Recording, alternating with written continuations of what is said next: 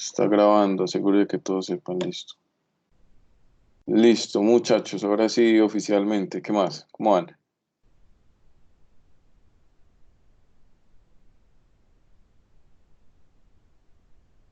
A ver, yo pongo aquí esta pantalla para que se vea la asistencia que me están pidiendo la asistencia. Me están pidiendo la asistencia en ese formulario que me pone a llenar la decanatura. Entonces, ahí está. Listo, muchachos. A ver, F5. Esperen.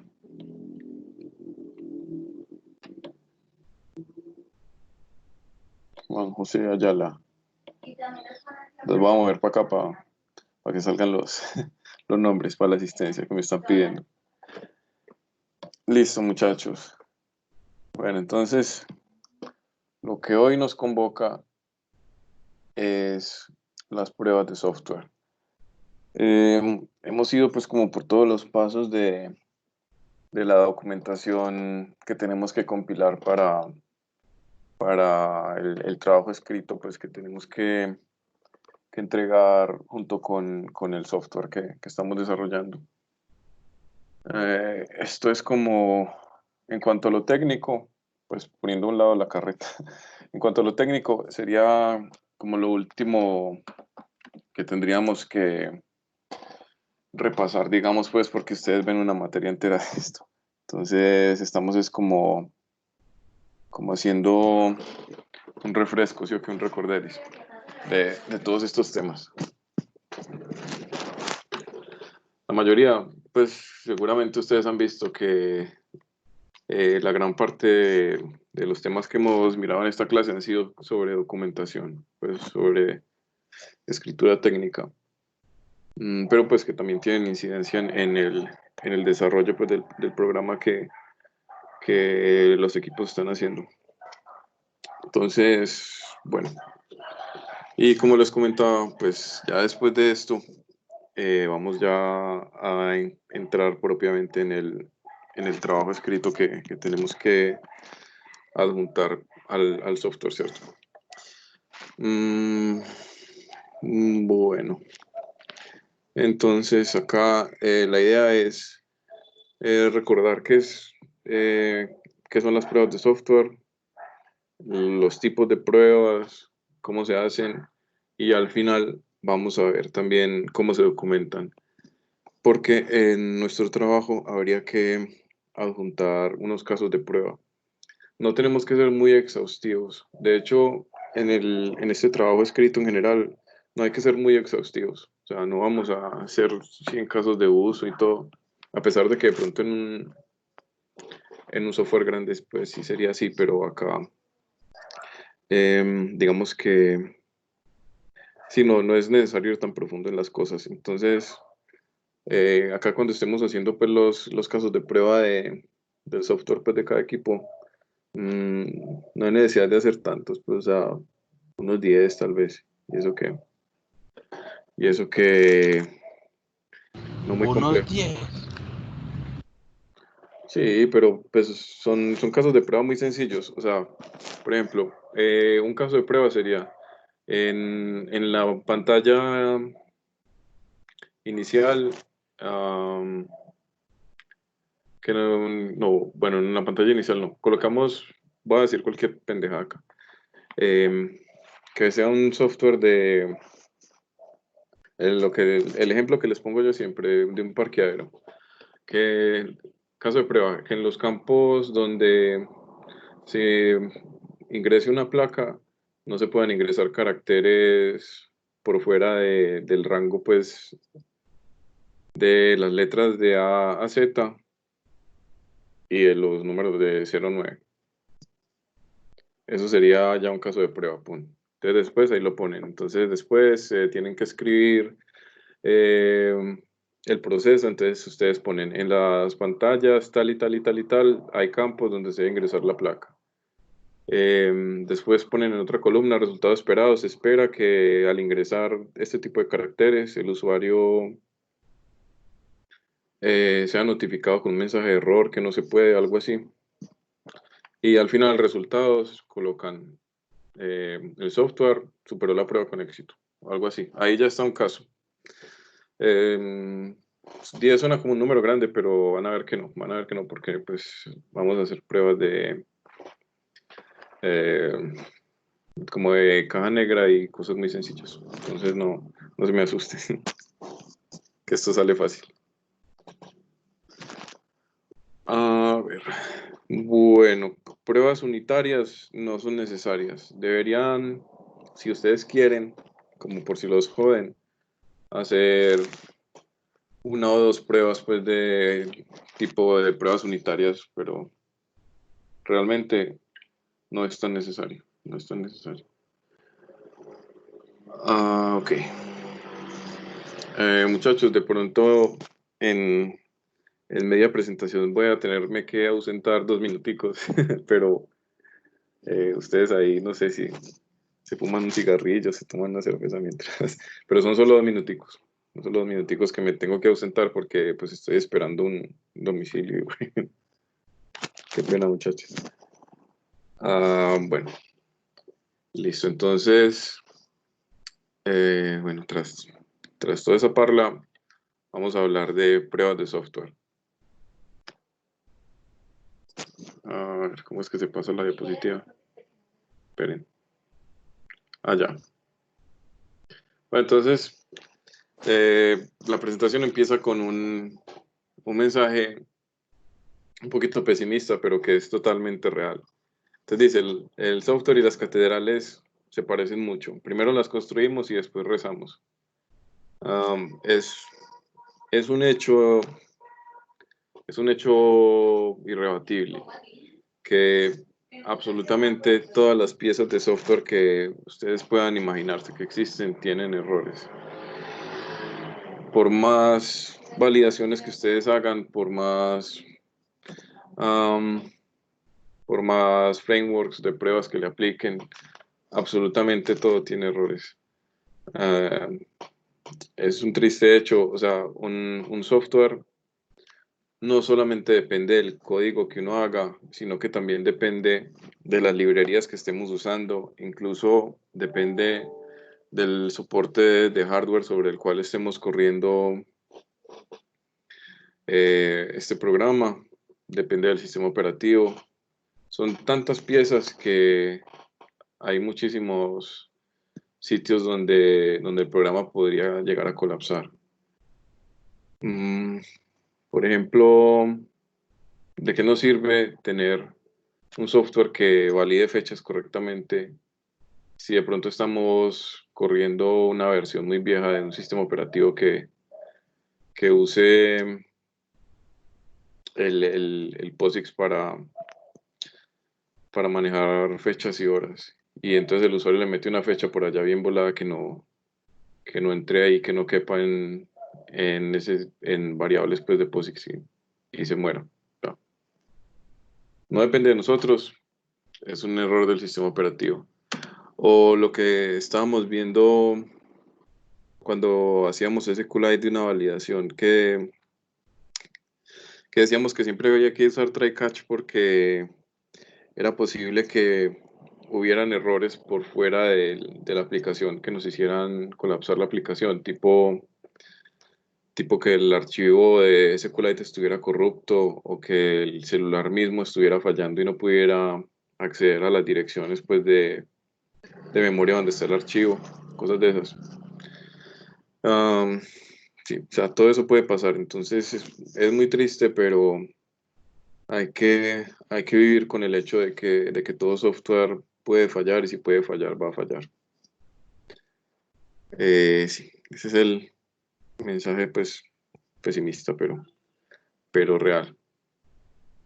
Entonces, acá, pues, estamos resumiendo lo que acabo de decir. Dice, no importa qué tan bien diseñado y codificado esté el software, inevitablemente todavía contiene defectos. Por lo que les digo, un software depende de demasiadas cosas.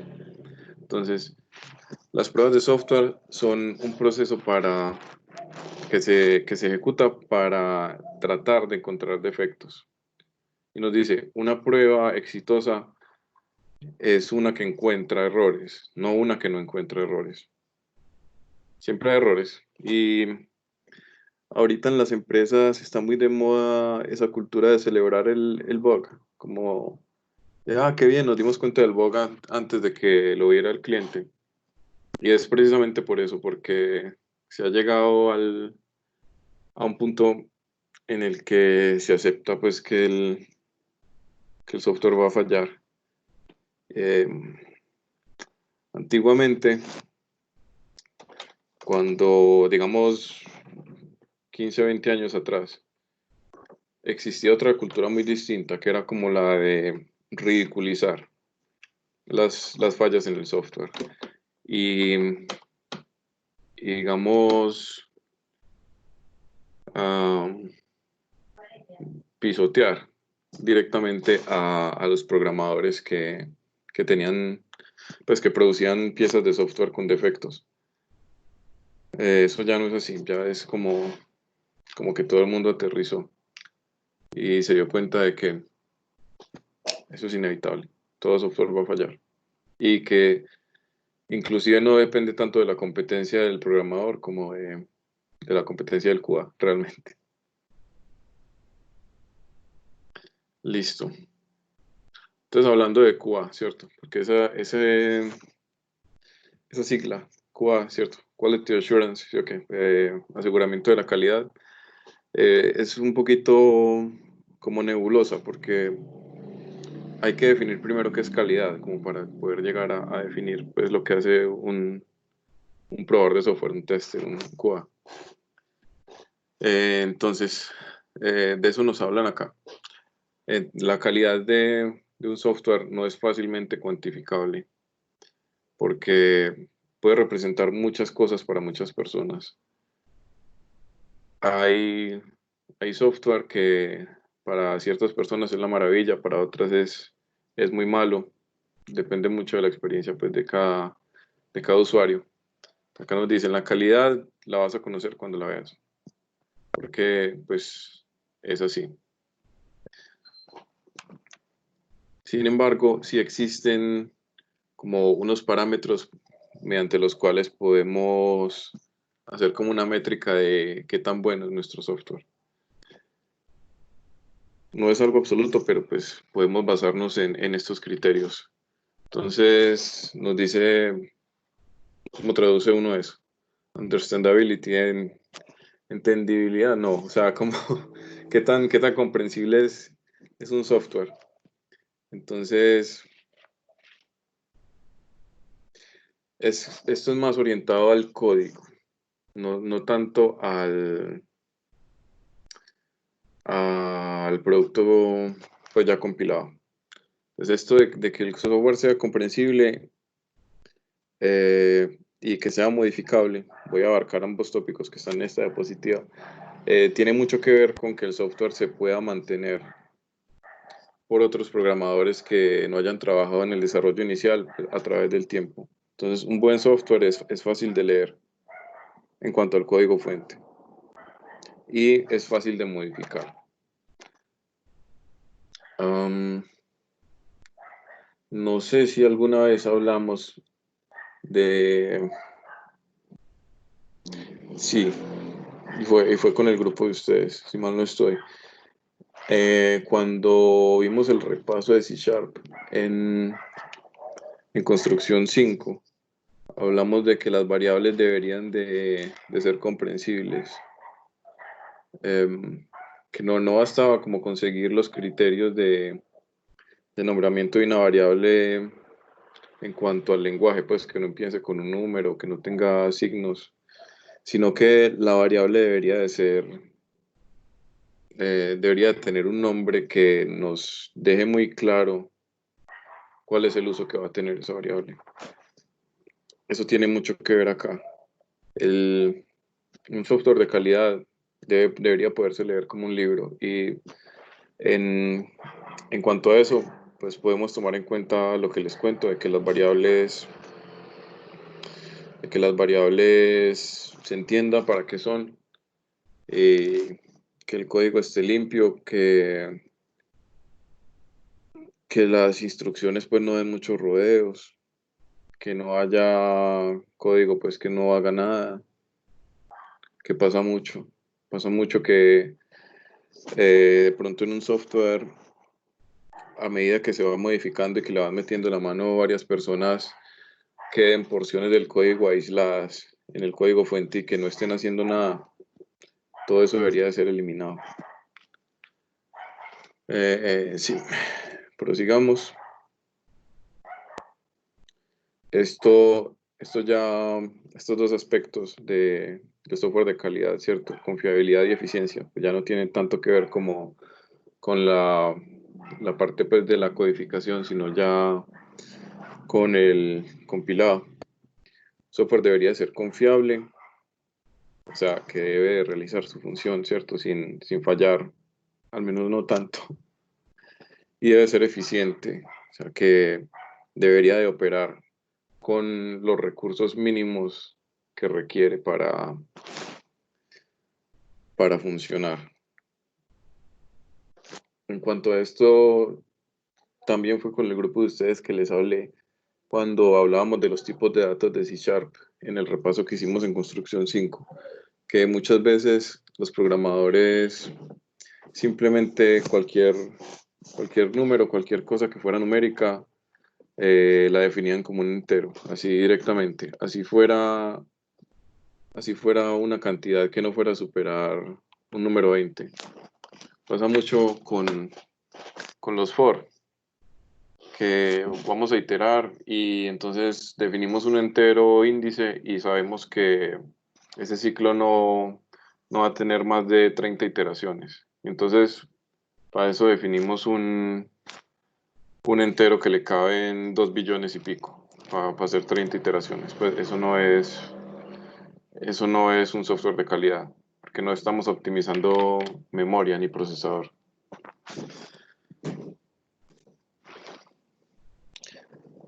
Bueno, acá tenemos otras dos características del software de calidad. Testability, eso no sé cómo traducirlo, digamos que sea fácil de aplicarle pruebas. No encuentro una palabra directa para traducir eso. Ah, un software debe ser fácilmente puesto a prueba.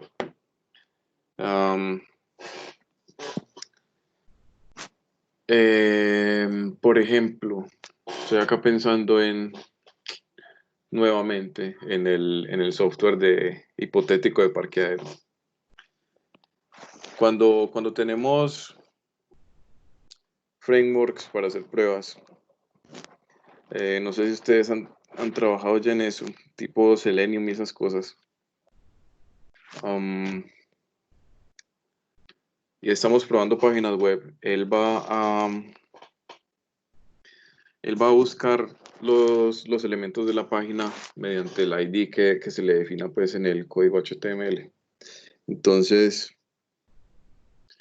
si yo tengo varias páginas en un software de parqueadero, y en varias páginas está el mismo código de placa, eh, lo ideal para que el software sea fácil de probar es que todos los campos se llamen igual, por decir algo TXT placa, y que en todas partes se llamen así, porque eso hace que el software sea mucho más fácil de probar, porque tengo mucho menos que codificar en cuanto a pruebas automatizadas. A ver, admitiendo, voy a volver a correr acá para que se vea la asistencia. Está listo.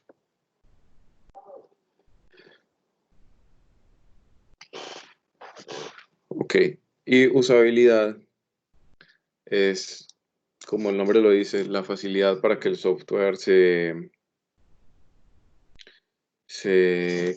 digamos, que se integre con el usuario, o sea, que el usuario sea capaz de cogerlo y manipularlo, pues, como muy intuitivamente, por así decirlo. Algo así veíamos en la clase pasada con respecto a experiencia de usuario. Eso es muy, muy, muy, muy importante. Ahorra mucho dinero tener un software que sea fácil de usar porque se ahorran muchas llamadas a soporte. El usuario también ahorra mucho tiempo de estar cacharreando y buscando. Entonces, eso es un aspecto también muy importante cuando estamos asegurando la calidad de un software. Listo. Portabilidad. Portabilidad. Este es un punto poquito polémico, digamos, porque finalmente cuando uno crea un software, lo normal es que uno esté pensando en un entorno específico. Digamos, si yo estoy haciendo una aplicación de, no sé, Android, ¿sí o qué? Yo estoy pensando en Android, o sea, no, normalmente no estoy planeando llevarla a Windows. Sin embargo, si hay modos en los que no podemos garantizar una portabilidad directa, pero sí la podríamos llegar a facilitar, que sería, por ejemplo, utilizando librerías que nos puedan ser útiles en ambos sistemas, ¿cierto? Listo, muchachos. Entonces, eso en cuanto a como métricas que podríamos tener en cuenta para juzgar la calidad de un software o la falta de ella. Listo. Entonces acá nos dicen por qué probar. Y otra vez, esto es una tortura china, pues les estoy repitiendo mucho y haciéndoles mucho énfasis en esto. Pero no importa que también el software esté diseñado y codificado, inevitablemente va a contener defectos. Por lo que les digo, que un software no solo depende del código que nosotros hagamos, sino de mil otras cosas, mil otros componentes.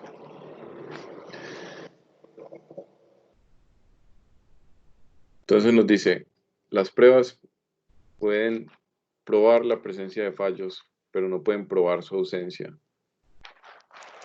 Incrementan la confianza en que un programa funciona, pero, pero pues eh, es inevitable. Todo programa, por más pruebas que se le haga, va a salir con fallos. Nada que hacer. Esto lo dicen como 50.000 veces en esa presentación, pero pues es que es así. Y como les digo, estamos en un cambio de filosofía en el cual ya encontrar un fallo no es como motivo como de vergüenza, de rechazo de los otros, de sentirse mal, de yo no sirvo para esto, ese tipo de cosas, que era la cultura anterior, sino que es aceptado como un hecho de la vida, no sé, como una realidad inherente a la programación. Listo, muchachos. Entonces, vamos a ver ahora sí los tipos de pruebas. Hay unas que dependen del programador, otras que dependen del personal de aseguramiento de la calidad, ¿cierto? De los QA, y otras que ya dependen de grupos de usuarios, pues como de prueba internos y también de usuarios finales. Es una práctica muy común, hablando de esto de los usuarios finales, que antes del despliegue de un software grande se envíe al usuario final y simplemente para que se haga como un uso concurrente de una versión, digamos, estable del software con una nueva, para ver qué va a pasar. O también es muy común, y eso se ve mucho en videojuegos, muchachos, que se hagan, digamos, se libere el producto, el videojuego a la comunidad para que la misma comunidad pues lo juegue y reporte errores. Porque pues ¿quién mejor para reportar un error que quien va a ser el usuario del software? Ok, entonces tenemos este primer ítem acá, unit test, ¿cierto? Pruebas unitarias. Son las pruebas que el mismo programador codifica. Esas pruebas son muy limitadas porque uno normalmente hace una prueba unitaria por cada función relativamente grande que uno esté utilizando en el software. Son pruebas muy rápidas. Uno puede llegar y decirle al software, pues, al entorno de programación en el que uno esté trabajando, córrame todas las pruebas unitarias y dígame si fallan o no. Ta, ta, ta, ta, ta, ta, ta. Listo, todo pasó, listo. Am, pero no prueban mucho realmente. O sea, son una cosa muy preliminar, porque nos prueba que las funciones estén arrojando pues como los datos que se esperan, pero realmente no sabemos cómo esas funciones están interactuando. Entonces, pues es complicado. Esas pruebas hay que hacerlas, pero pues no son como la última palabra. Las pruebas de integración, ahí sí se tienen en cuenta las interacciones entre las funciones que estamos poniendo a prueba en las pruebas unitarias. Ahí sí, pues vamos a tener am, de pronto algo más concluyente. No mucho, pero pues, cierto. Estas pruebas de integración no las hace propiamente el desarrollador, que aunque pues a veces toca porque uno es todero a veces, pero eso no es la idea. Sino que las hace el personal de QA. Am, Son pruebas más basadas en cuanto a requerimientos, o sea, casi que, casi que los casos de prueba que se van a usar en las pruebas de integración son derivados de los requerimientos que se hayan tomado. Entonces, por ejemplo, voy a hacer otra vez el mismo ejemplo porque ya a esta hora la creatividad lo empieza como a abandonar. El software de parqueadero. Digamos que yo tengo una función que, que sea ingresar, ingresar placa en celda de parqueo. Tengo una función tal. Entonces yo a esa función le hago una prueba unitaria donde, donde creo una función, porque ustedes saben, las pruebas unitarias en realidad también son funciones dentro del programa. Creo una función que le mande un montón de placas y que me verifique que está devolviendo la función de poner placa en celda. Sí, sí, está haciendo el trabajo como se debe. Pues mediante datos de prueba, ¿cierto? Que uno después los elimina dentro de la misma función. Ustedes saben cómo es eso, creo. Ustedes muchachos han llegado a hacer pruebas unitarias, a preparar pruebas unitarias. Las hicieron en la materia de pruebas. Sí, eso fue ahí como a la carrera el semestre pasado. Bueno, Sí, eso. al menos se hizo. Ok. Listo. Bueno, y una prueba de integración, y así sería ver no solamente esa función, sino todo el sistema trabajando para esa función. O sea, ya sería que un QA, si estamos hablando pues de pruebas manuales, se meta a la pantalla, ingrese placas, intente romper ese texto donde se mete la placa, metiéndole basura, caracteres inválidos. am, Metiéndole placas de 7 letras, cosas así, y mirando a ver si el sistema si está funcionando, pero ya no solo la función, sino propiamente el sistema. Esas son pruebas de integración. Ahora, acá tenemos también las pruebas de sistema y las pruebas de aceptación. Las pruebas de sistema se hacen a la versión de software que se llama alfa, ¿cierto? Y se hace como por pares, o sea, es las pruebas del sistema alfa las hacen otras personas que también pues son como del entorno de la empresa pues que esté desarrollando el software o en todo caso pues pares, ¿cierto? Programadores, QAs, pero que no hayan participado en el desarrollo. Es como una evaluación de pares, como equiparable a la revisión de código, pero pues acá lo que están haciendo es probar el sistema ya implementado, al menos en una fase alfa.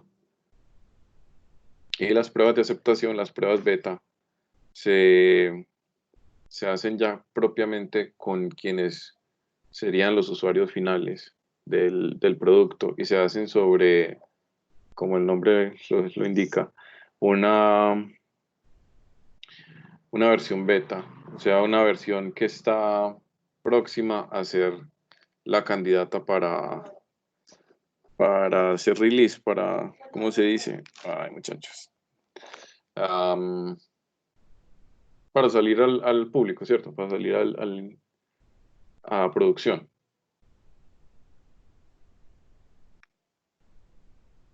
Listo. Entonces acá nos dice cuándo hacer pruebas. Entonces nos dice, las pruebas se deben hacer.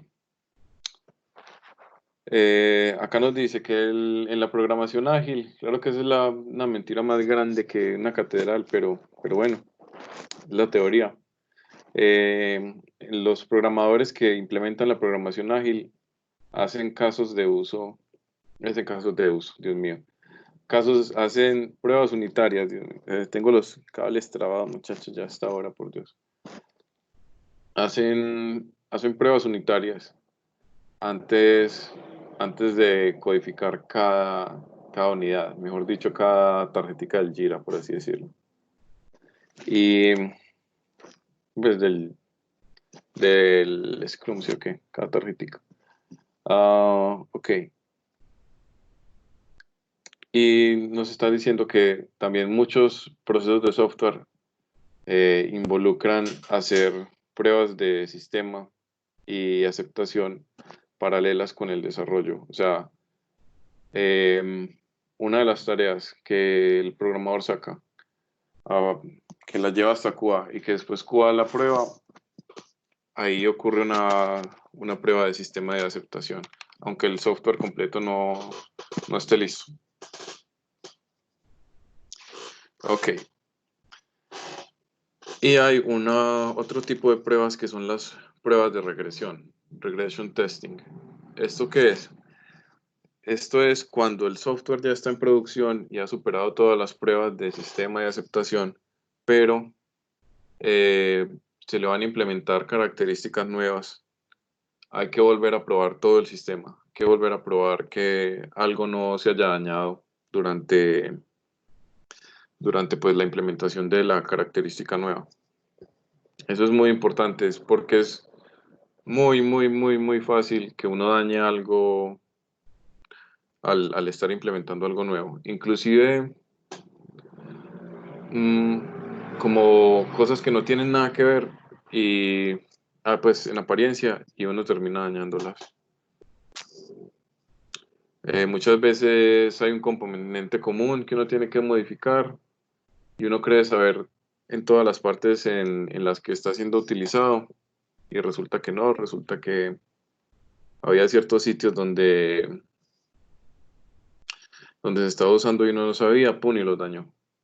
Ese tipo de cosas pasa mucho y es muy triste, pero así es. Cada vez que implementamos algo, cada vez que hacemos una nueva compilación, hay que volver a probar todo, absolutamente todo el sistema.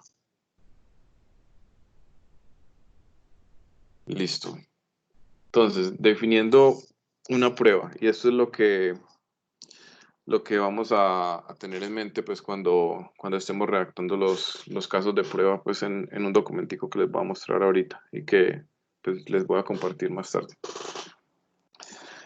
Hay que tener en cuenta al definir una prueba, un caso de prueba, esos tres aspectos: la meta, la entrada y el resultado. ¿Cierto?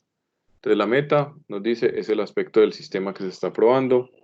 La entrada, las acciones o condiciones que llevan a que se ejecute la prueba.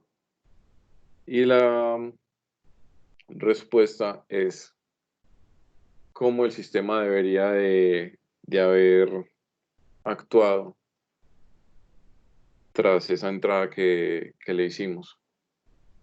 Ejemplo, muchachos, otra vez el parqueadero. Digamos que tenemos una prueba. Eh, Otra vez el campo de texto de donde se le ingresan placas. Digamos que la meta sería Probar que ese campo funcione bien, que ese campo funcione correctamente. Inclusive no tenemos que ser tan específicos. La entrada sería, si se ingresa una placa válida, ay muchachos, esperen. Tiffany, Se había muchachos, demorado. sí, qué pena muchachos.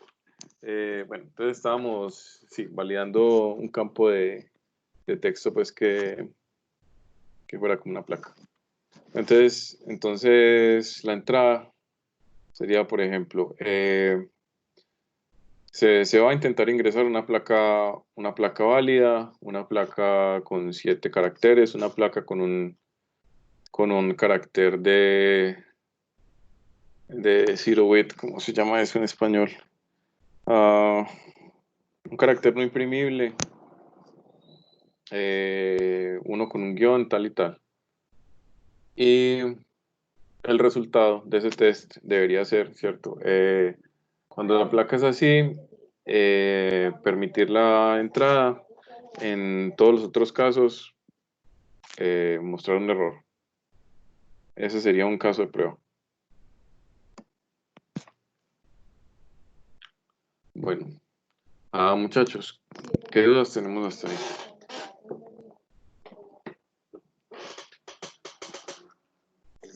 Estamos full. Excelente. Estamos bien. A eso me gusta. Bueno, entonces seguimos acá. Entonces, tipos de pruebas de software. Las pruebas unitarias, ya lo habíamos especificado. Prueban como los componentes a nivel de código más básicos. Aquí nos dice, por ejemplo, métodos, así es, métodos de las clases, funciones, interfaces, etcétera, etcétera.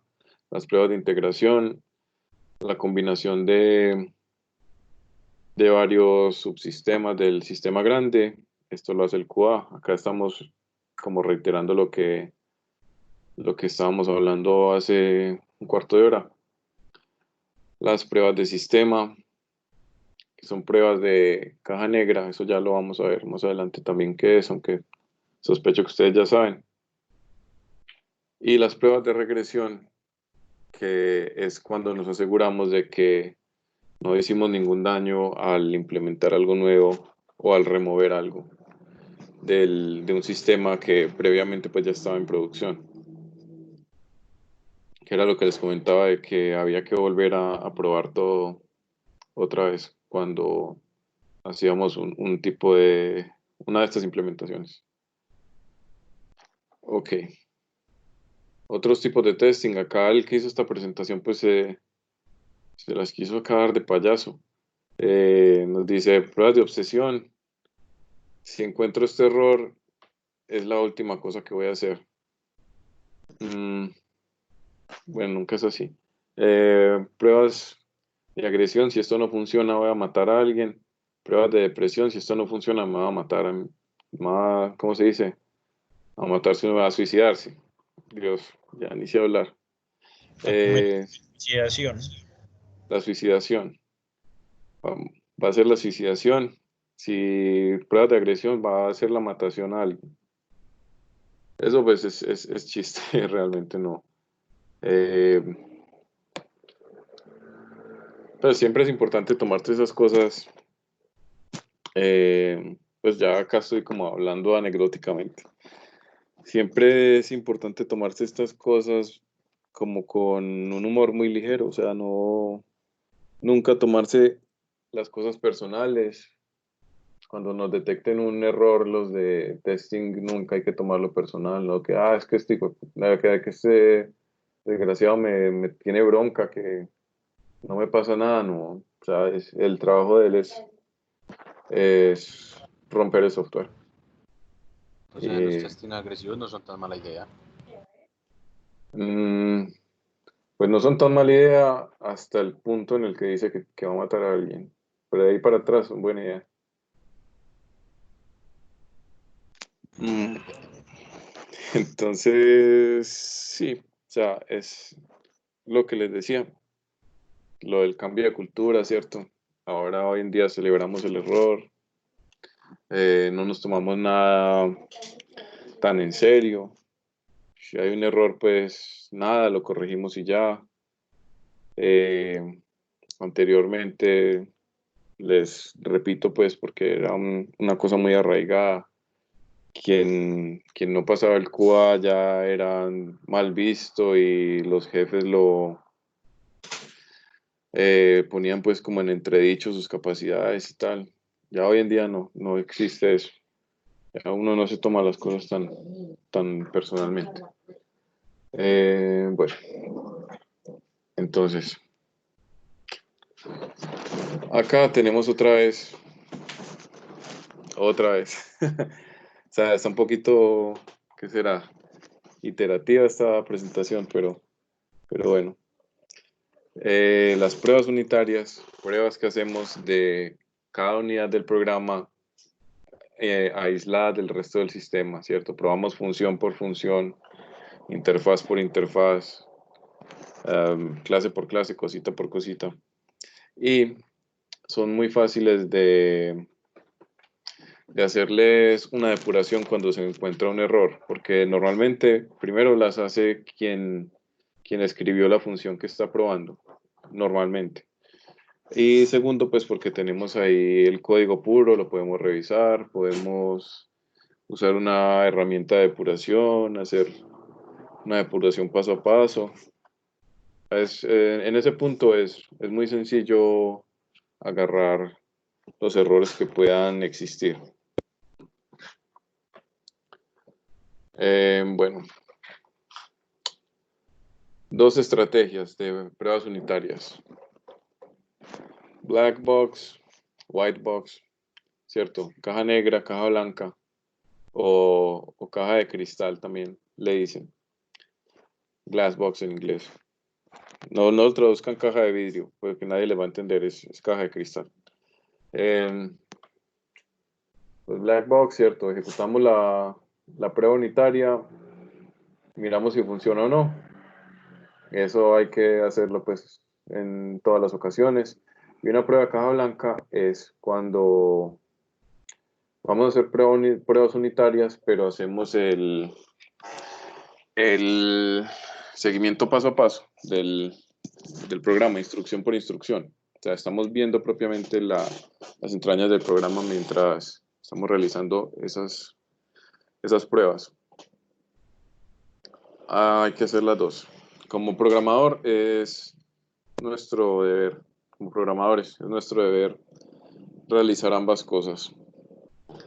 Ya que la gente lo haga o no lo haga en el mundo real, pues bueno, pero el deber ser es que uno debería ser responsable con las pruebas unitarias, hacer pruebas de caja negra y caja blanca. A veces los plazos no nos dan para eso, pero bueno. Listo. Entonces, las pruebas de caja blanca, como les decía, se tienen que ver con ver el código en sí. O sea, estamos probando el sistema desde adentro, viendo como cada engranaje, cada mecanismo.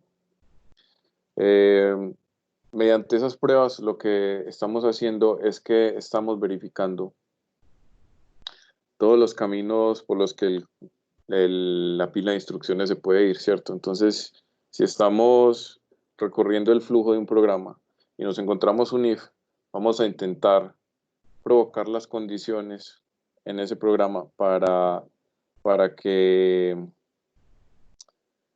el flujo del programa se vaya por las dos ramas o por el número de ramas pues, que haya en ese if.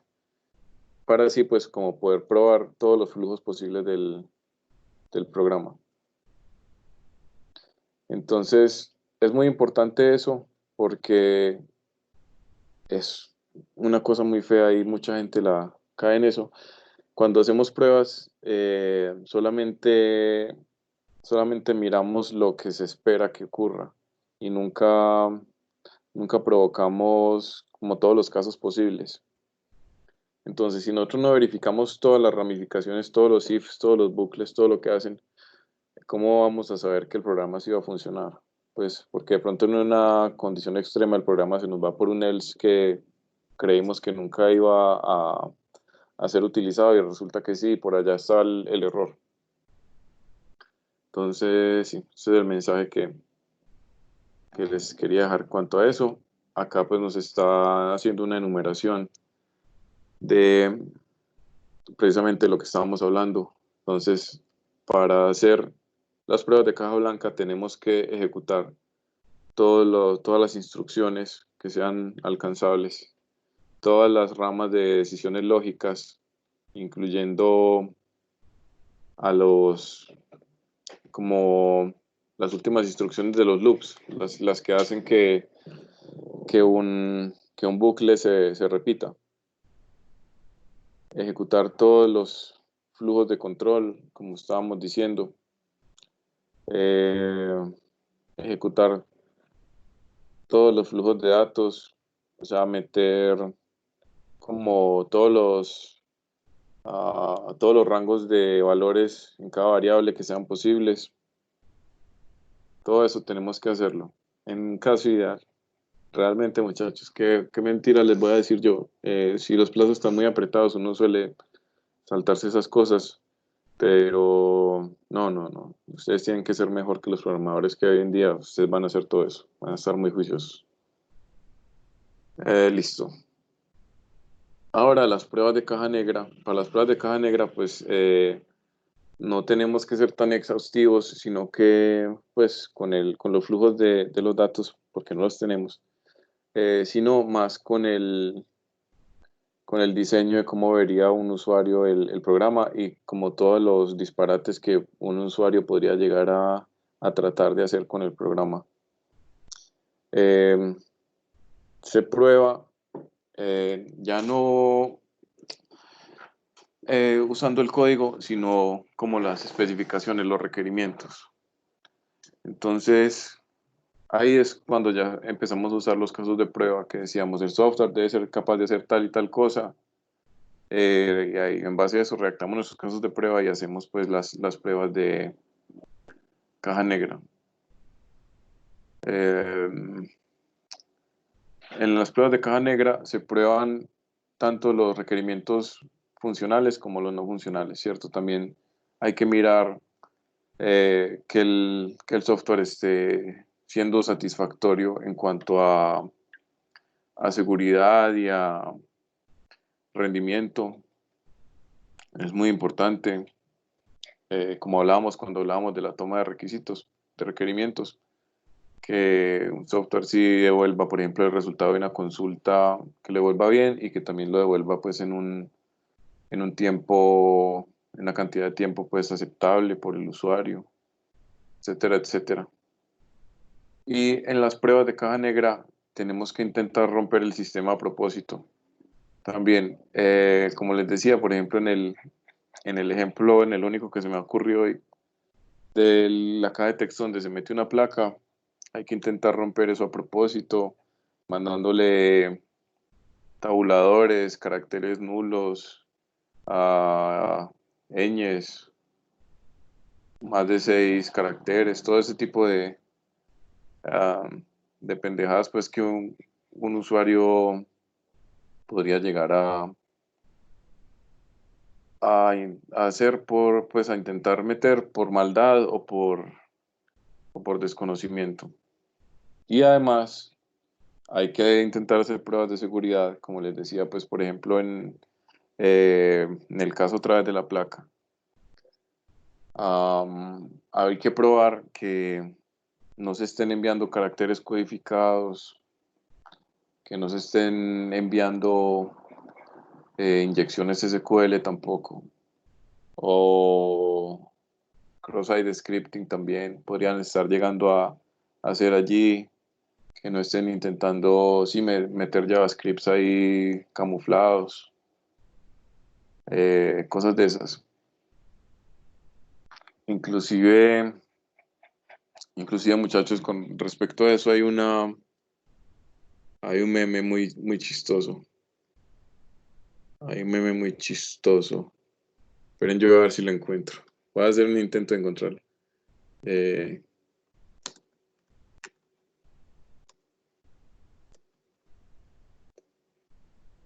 que ustedes saben que las fotomultas, ¿cierto? Funcionan con un sistema OCR que transforma pues la placa de los carros que él coge en un texto para pues hacer ya su magia ya.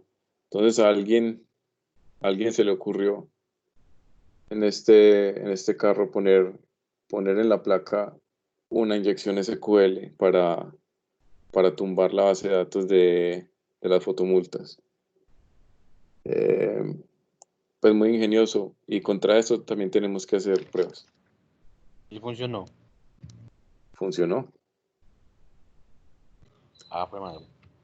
así es. Obviamente esto tuvo que ser en colaboración con alguien pues de la oficina de tránsito de donde haya sido esto. Pues porque cómo sabía el nombre de la tabla y todo eso, y los campos que tenía, los tipos de datos. Eso tuvo que ser pues con la complicidad de alguien del tránsito de allá, pero sí funcionó. Entonces, este tipo de cosas también tenemos que tenerlas muy en cuenta, muchachos, cuando estemos haciendo pruebas de software. Sobre todo hoy en día que la seguridad es como tan preponderante porque hay muchísimas más amenazas. O sea, el software malicioso, los script keys, los disque hackers, toda esa gente, hoy en día eso está pululando, pues no sé, salen debajo de las piedras, todo el mundo hace eso. Entonces, sí, la seguridad es una cosa que está en primer lugar. También tenemos que cuidarla mucho cuando estemos haciendo pruebas. Ok, bueno, tenemos acá otras consideraciones, pues, al desarrollar pruebas de caja negra. Que tenemos que hacer ah, pruebas funcionales. Eh, o sea, más o menos tenemos que saber en los casos, ¿cómo les digo? En los casos en los que hagamos entradas válidas, tenemos que mirar que haya respuestas válidas. En los casos de las inválidas, pues que haya un mensaje de error, cosas de esas. Tenemos que estar conscientes de eso. Ah, y nos dice acá algo que es muy importante. Nos dice que las pruebas exhaustivas normalmente no se pueden alcanzar por factores de tiempo y costo. Entonces hay que ser selectivo con los casos de prueba que uno va a aplicar para no quedarse pues haciendo 100 pruebas sobre el mismo objeto, eh, sino, o sea, como seleccionar las que son más importantes. Por ejemplo, digamos que otra vez el software del parqueadero. Digamos que yo tengo en mi parqueadero disponibles 69 celdas, nada más. Entonces, entonces yo voy a hacer una prueba funcional, una prueba de caja negra. Entonces digo, voy a probar y si ingreso el número 70 me debe sacar un error que esa celda no existe, porque solo hay 69. Bueno, entonces están. Ingresé el 70, salió el error, bueno, está bien. Ahora voy a probar el 71. ¿Para qué vas a probar el 71 si es como la misma naturaleza de la prueba del 70? O sea, un número mayor que el de las celdas posibles. O sea, no tiene sentido. Voy a probar el número 100. ¿Para qué? Si ya, cierto, si ya se sabe el resultado con un solo caso de prueba. Entonces eh, también hay que poner algo de economía de ahorro, no sé, en cuanto a los casos de prueba. Bueno, también tenemos las pruebas automatizadas, que es una maravilla. En las pruebas automatizadas lo que hacemos es que escribimos software que nos pruebe el software que tenemos. Hay muchos métodos para hacer esto. hay métodos píxel por píxel, ¿cierto? Que lo que hacen es emular el comportamiento de un usuario en cuanto a que hacer clic acá, leer lo que salió acá, tal y tal. Eh, ese tipo de pruebas se usan todavía, pero tienen el problema de que si uno cambia un control de posición, entonces ya es muy difícil pues que la automatización se lleve a cabo. Por ejemplo, si yo voy a probar un software que tiene un botón en la esquina inferior derecha y así ha sido siempre y yo automatizo la prueba para que el software emule un clic donde está ese botón y pues obtenga su resultado.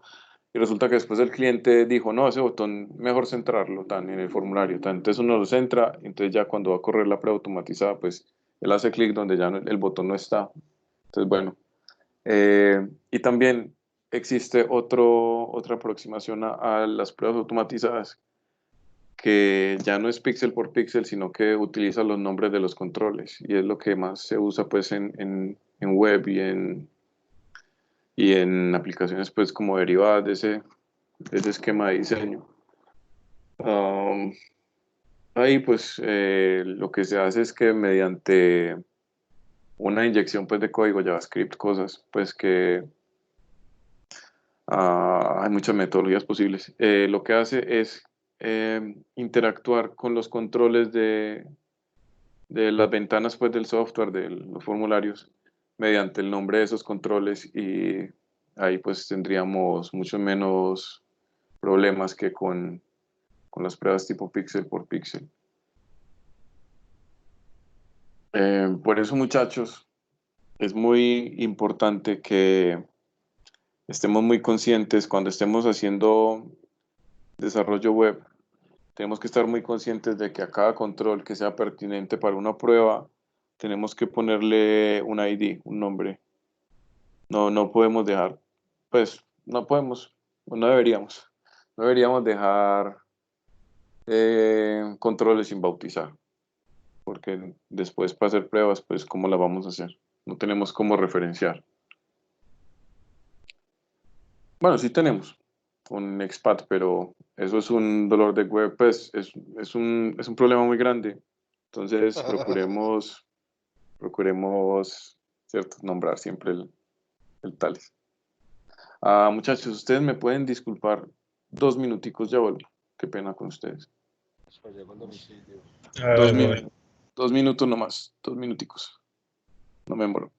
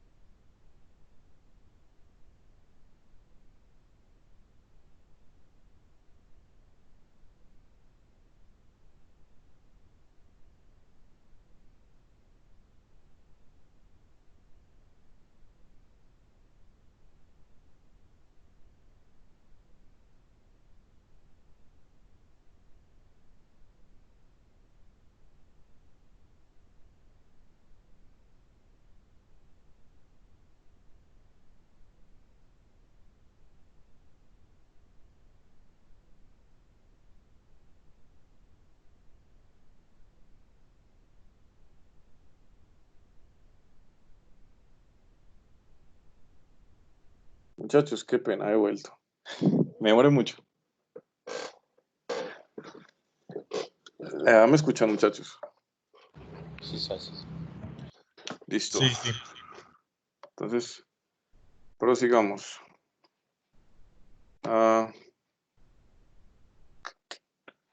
Listo, entonces acá nos dice pues como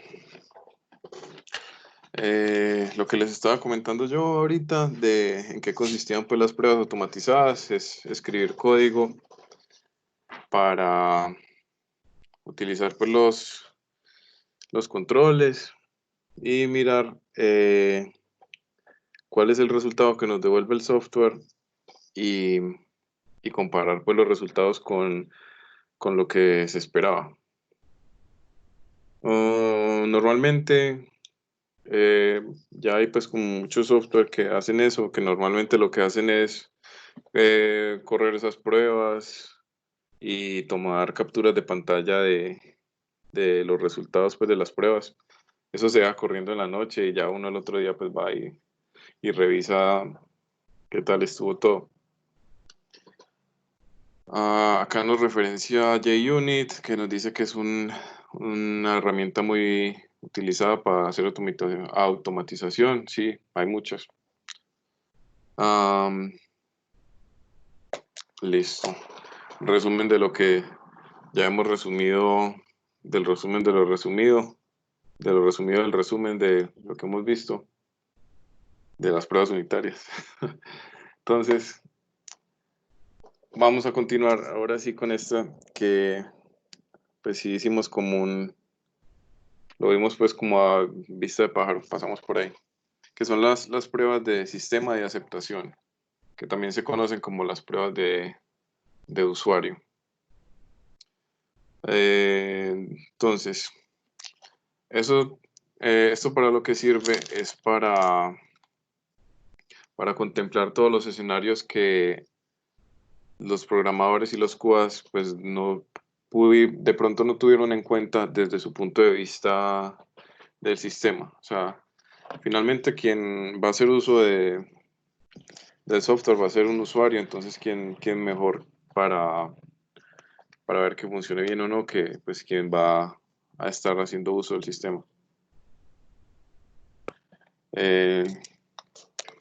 Listo. Muy importante que haya usuarios probando el software porque hay muchas cosas que no son fácil emularlas mediante pruebas automatizadas o pruebas pues de gente de QA o así, que tienen que ver con el comportamiento de los usuarios. Por ejemplo, a ver un ejemplo de la vida real. Por ejemplo, hay sitios web que seguramente ustedes han visto que ustedes le ingresan un carácter a una caja de texto, ¿cierto? Y él ejecuta un evento por allá al ingresar un carácter que nos actualiza otra parte. Eso se da mucho en sistemas con texto predictivo, tipo buscadores y eso. Por ejemplo, no sé, que en Google estamos buscando, vamos a buscar Super Mario Bros. Entonces uno escribe Super y entonces le aparece ahí una lista de sugerencias. Super Mario Bros. Super, no sé, Super pendejo, Super hamburguesa, Super tal y tal. Nos sale pues una lista de sugerencias. Entonces, digamos que yo tengo un campo así parecido. Y si yo lo quisiera probar mediante una prueba automatizada, pues le digo, en tal control ingrese esto. Espere tanto tiempo. Después revise este otro control. Mire que esto sí haya salido ahí. Bueno, después vuelva al control inicial, ingrese otra letra. Vuelve y revise la lista de las sugerencias. Mire que salgan estas, tal y tal. Pero es muy difícil programar realmente, por ejemplo, la velocidad que va a tener un usuario al digitar cada letra, que es una variable muy importante ¿Se acuerdan que, por ejemplo, los web services en construcción 5 teníamos que hacerlos asíncronos porque no queríamos que nos bloquearan el programa? Eh, Resulta que también esos tiempos de respuesta de ciertos componentes de los programas también son difíciles de emular en pruebas automatizadas, porque no hay cómo decirle a la automatización qué tanto tiempo va a demorarse la respuesta de un componente, por ejemplo, un web service. Entonces, ese tipo de cosas solamente las puede probar una persona. No hay manera de automatizar eso. Al menos no de manera satisfactoria. Entonces, siempre tiene que haber una etapa en la que un usuario pues tenga que comprobar que un sistema esté funcionando bien. Muchachos, con eso damos por terminado la parte de la presentación. Y ahora yo les quiero mostrar acá a ver, yo minimizo esto acá. Esto yo no sé por qué. Eso así para que veamos más. Eh, una plantilla de casos de prueba que nos podría llegar a servir para nuestro trabajo escrito. Todas estas columnas no son necesarias, solamente algunas. Yo voy a pulir esta plantilla antes de enviárselas eh, para que pues no nos enredemos con tanta cosa que de pronto no nos va a ser pues como útil. Acá está encabezado, pues realmente no tendríamos todo esto porque vean que dice nombre del proyecto, versión número, compilación número, módulo tal, ciclo de testing. Por ejemplo, este ciclo de testing no habría que ponerlo porque pues vamos a hacer, digamos que una, una compilación así inicial y definitiva, entonces no. Bueno, yo les pulo esto. Entonces, por ejemplo, esto no, esta columna no. Esta columna ID del caso de prueba, pues sí. Nombre del módulo puede ser, si ustedes tienen varios módulos pues en sus programas. Referencia cruzada, esto no. Descripción, esto sí. Precondiciones, esto sí. Los pasos del caso de prueba. Los datos que se requieren para el caso de prueba, el resultado esperado. Y acá el resultado, el resultado esperado, quién creó el caso de prueba y la fecha. Esto lo pueden poner si quieren. Pues porque se sobreentiende que pues quien creó el caso de uso, pues ustedes dos, ¿cierto? Pues los integrantes del equipo. El resultado que se obtuvo, ese se compara con el resultado esperado y nos da un estado de si superó la prueba o no. Acá nos dice cierto pass, qué pasa, fail, qué no pasa, invalid, que se sale del alcance del sistema. Acá solamente vamos a tener dos estatus realmente, pues solamente pasa o no pasa y ya. Comentarios, idea del defecto, quién ejecutó el caso de prueba, esto pues se sobreentiende y cuándo. Este keyword, esto no creo que sea necesario.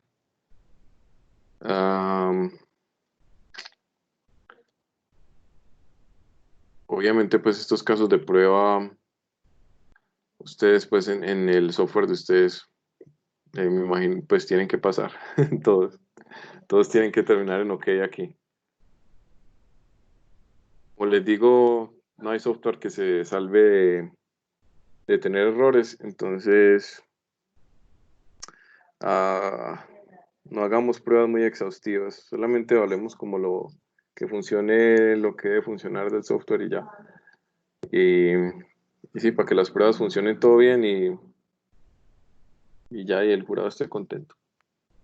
Eso sí, pues tampoco van a ser una cosa así bien chambona, bien que se caiga pues fácil. Pues, ¿no? Pero no sé si ustedes me entienden lo que les quiero decir. Ok. Bueno, muchachos, preguntas que hoy he hablado mucho y no les he dicho que cómo van. PQRS.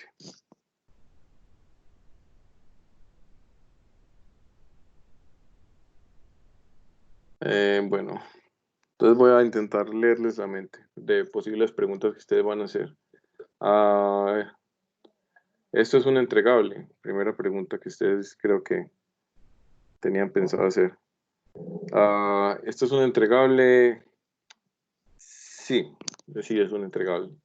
Pero no podemos hacerlo hasta que no tengamos un software funcionando. Porque resulta que nuestro próximo entregable, después de los prototipos, es que ya revisemos el software, al menos con la conexión a base de datos. Ese sería nuestro próximo hito, digamos.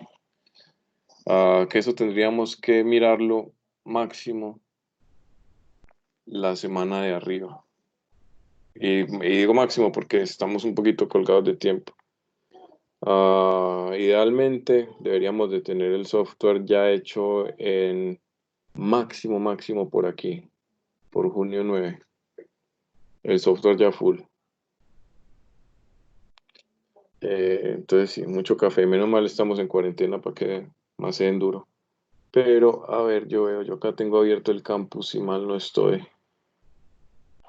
Sí, lo tenía abierto acá porque quería hablarles de las notas. Eh, Vean que este entregable, ¿cierto? Diseño del sistema, lo que es los prototipos, ¿cierto? Prototipo no funcional del software es lo que les decía, pues, de dibujar en Paint o en PowerPoint, donde quieran las pantallas. Nuestro próximo entregable es poder ver eh, al menos una pantalla que sea con conexión a base de datos. Es como todo lo que les pido. Y más adelante, ahí sí tenemos que ver el software pues ya corriendo. Y ahí sí vamos a entregar los casos de prueba que les estoy pidiendo en esta etapa. Que esto no puede ser más allá de máximo dentro de 20 días. Y eso que pues si más chancla le podemos meter, pues mejor. Y, y si no me gusta acosarlos, pero es por su bien, muchachos. Listo. Y entonces, teniendo ya nosotros esto acá, el siguiente entregable sería ya el trabajo escrito. Este 20 no lo pongo yo, sino que es cuando ustedes hagan la exposición. Y esto es la entrega final. O sea, el software más trabajo escrito más documentación. Documentación, ¿qué es? Porque me imagino que ustedes están rascando la cabeza pensando que es documentación. Es el trabajo escrito y un manual. Eso es la documentación. Que pues como es todo final, ¿cierto? El software y el trabajo pues vale mucho, vale 20. Entonces esa es nuestra hoja de ruta.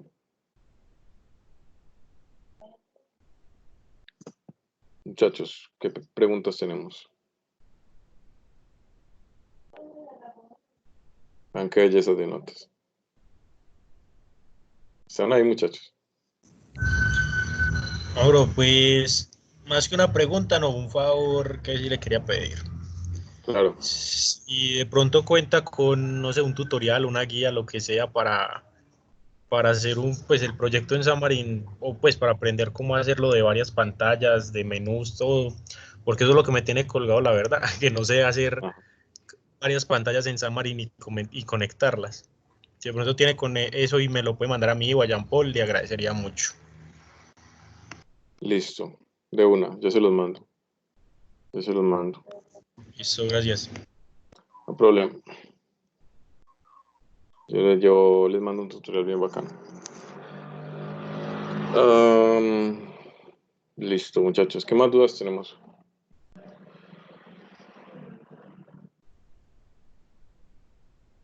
Otra duda que les puede estar asaltando, muchachos. Que de pronto estoy acá siendo como predictivo.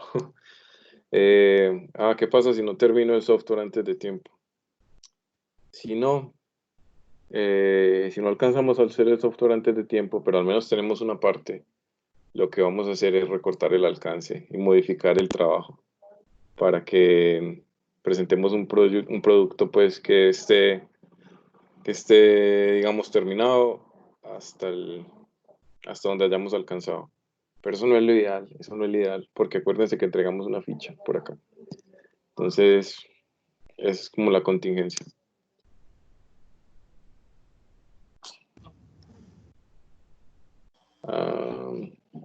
¿Qué más, muchachos? Podemos ¿Cómo hablar va a de... ser la dinámica de la exposición pues con esta situación? Bueno, eso la verdad no lo sé. Tengo que hablar con la profedora, porque pues la dinámica normal, ¿cierto? Era que los juntaban a ustedes con los de trabajo de grado, iban a un salón, presentaban un PowerPoint, de pronto hacían un demo del software y ya. Pero ahora, pues yo me imagino que debe ser lo mismo, pero virtual. O sea, ustedes hacen un PowerPoint, que yo creo que se los mandé, si mal no estoy. El formato. Si no, igual yo se los vuelvo a mandar. Que dice, cierto, justificación, objetivos, como un vistazo muy resumido a lo que sería el trabajo escrito. Presentan ese PowerPoint, hacen una demo pues muy cortica del software, muy, pues, así como mostrando las características generales. Y ya, normalmente les dan poco tiempo para exponer, lo cual es bueno y malo, dependiendo de cómo se mire. Eh, el semestre pasado eran como 10 o 15 minutos por grupo.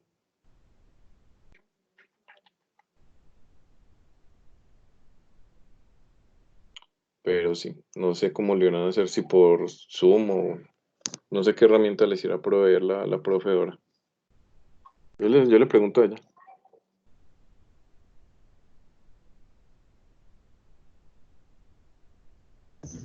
Listo, creo que no más dudas.